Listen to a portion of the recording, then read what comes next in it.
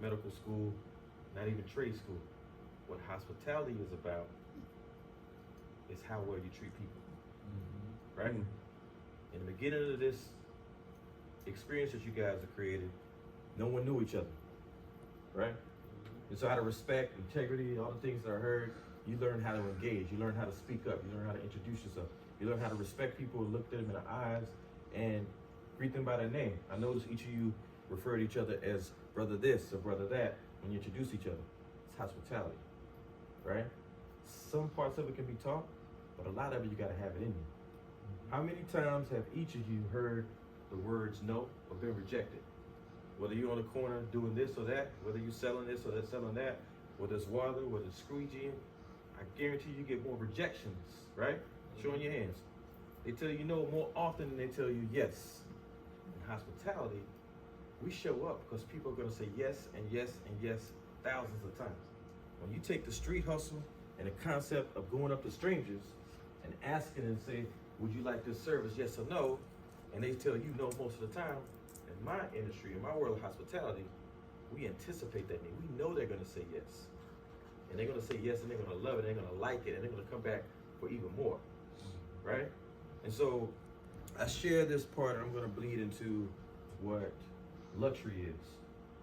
So when you think of luxury, what do you think of? What's luxury to you? Marvel? Fancy thing, yeah.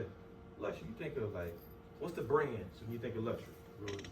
Gucci, Rolls Royce, Dior, Louis V. Yep.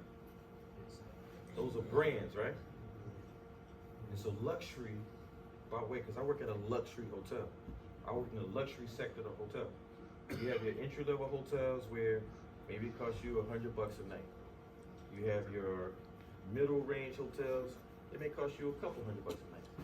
You have the luxury hotels, where the minimum level you're gonna pay $550 to stay at my hotel. This is in Baltimore. Anybody think luxury was in Baltimore? You don't associate that.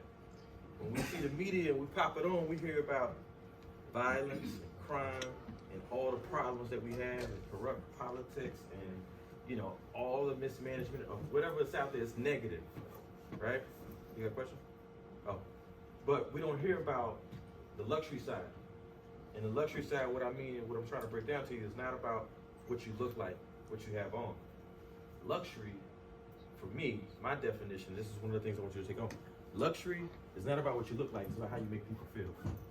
At the end of the day, regardless if we have all these fancy amenities behind us, beautiful hotel, Rolls Royce up front, Lamborghini out on the side, a beautiful infinity pool, nice plush suites with robes and personalized amenities, because a lot of racks will get one night. But if we don't make you feel good, we miss the whole luxury element. Why do people like those luxury brands? Because most of these brands that people wear has other people's name on it. Okay. What else? And they feel that wearing them. Feel. You said it. What else? Say it's a feeling, right? You think if you put on this belt or these shoes, I'm gonna feel different. What about changing your mindset for luxury? You're the person that makes people feel good. It's a whole way of life for hospitality. So that's the first piece.